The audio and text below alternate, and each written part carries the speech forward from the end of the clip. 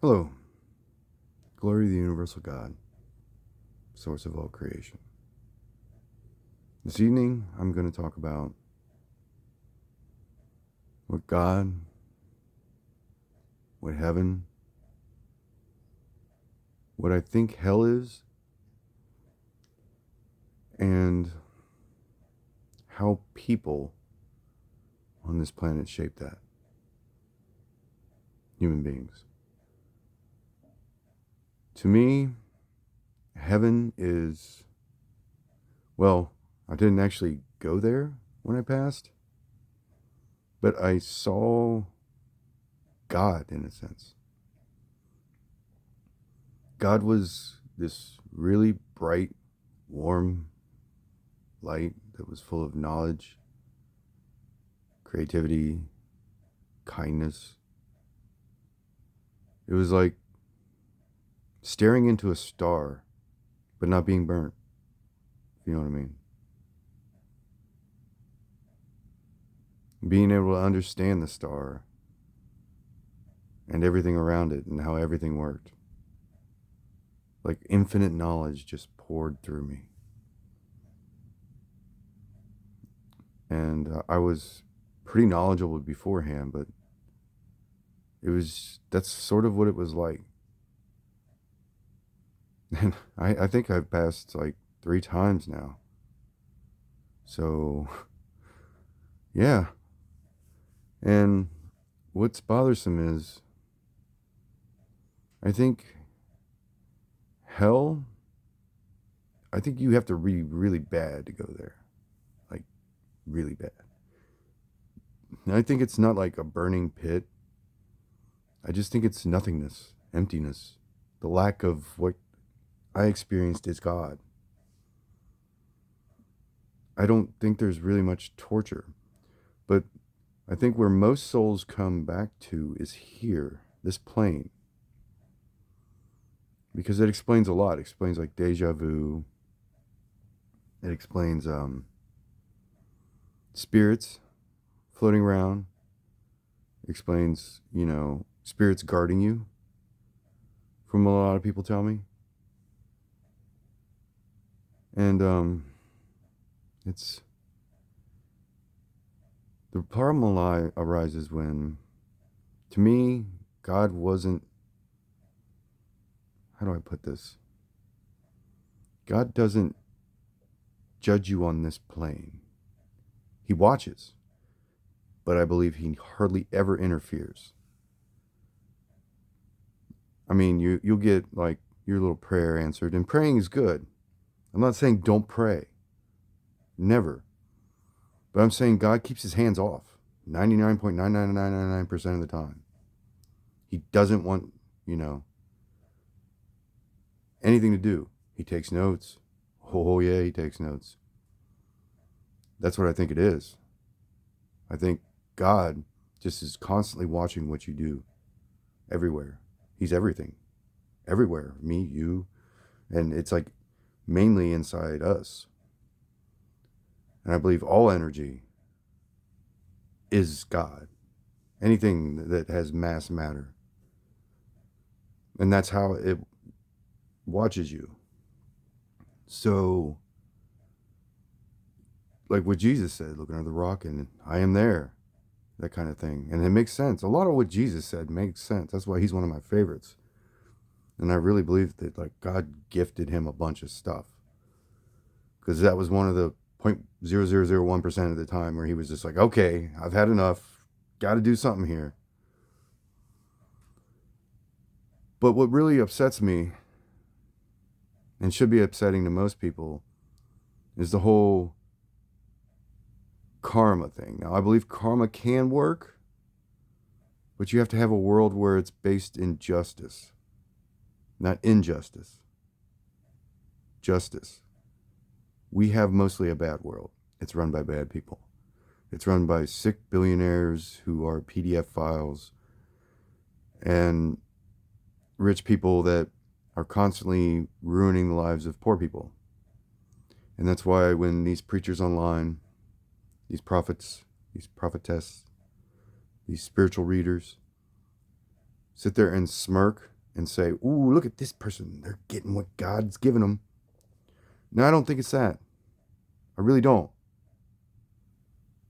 I think what that is a rich person throwing a poor guy under the bus or somebody lower than him, to be totally honest. And I believe most people are lost in this aspect. They believe, oh, karma, karma, they're going to get what's coming to them. No. You can just take a look around. Are any of the Epstein file people away? No. You know all those cops that unalive people? Are they getting punished? No. You know, you see all this other stuff happening? Wars. Everywhere? They stopping? No. Why? Why? Think about it. It's because we haven't straightened out the world yet. I believe the main heaven, hell lies in here and on this plane. When you earn enough good points, you get to go up there. You earn enough bad points, you go down there. This is sort of like what the Catholics talk about as purgatory. I believe this is the judgment stage. We're near the end times. We have to better ourselves. We have to better humanity. We have to better ourselves every day, better than before. And we have to stop believing this BS of, ooh, God's getting them. God ain't doing nothing right at the moment. When God comes, from what I've seen in my dreams, you will know it. You will know it. It is very scary, and I don't care what anybody says. And it's not scary in the sense that, like, God is scary. But what God has rolling in for our judgment, rolling in for our, I'd hate to say demise, but if we don't wisen up, that's what it's going to be. And we have to understand that he's not really playing in this field that much. He's taking notes, but he's not playing. He's expecting us to do the right thing. To feel inside and go, whoa, this is wrong. We all need to stand up. We all need to stop these people before it's too late. And that comes to another point. The whole student, teacher, teacher, student. I'm guilty of this as well. I'm very guilty sometimes. I saw a preacher, I won't mention who, online smiling, and this ties back into the whole judgment and everything, about the destruction of another teacher. Smiling about it. Didn't mention his teacher's name, didn't mention what he was doing wrong or anything like that. He just copped off an attitude like, oh ho ho, his destruction is coming, ooh yeah. You can't do that. Even the people that caused me the greatest harm, I have to forgive. Because if I hold in my heart anger and hatred and wish the destruction of them, no matter how evil they are, I can want to put them in jail or get them pay for the crimes that they did commit that they're trying to push onto me. But if I do any more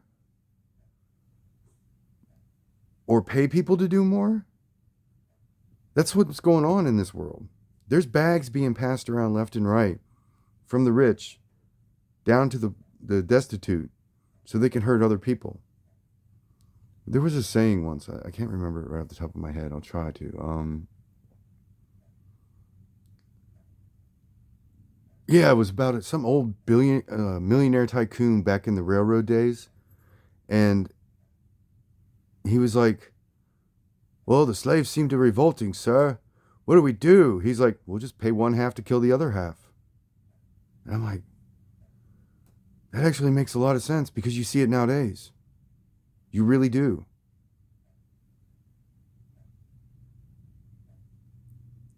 And it's sickening. But that's the so-called thing this pastor was laughing about. Most of the time. I don't know the teacher he was talking about, but I guarantee that's what it was. Somebody was paying somebody else to hurt somebody else.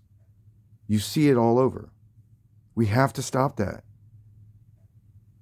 Do you not understand? It's going to destroy us.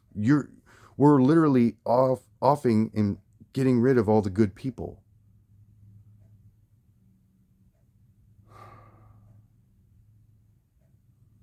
And it's another thing is like, I have to touch up on that pastor, is the whole, he went into how he wanted his students to bend knee and submit. They're not slaves, man. They're students. And if you ever understand the student-teacher aspect of life, you cannot be a teacher unless you're always a student as well.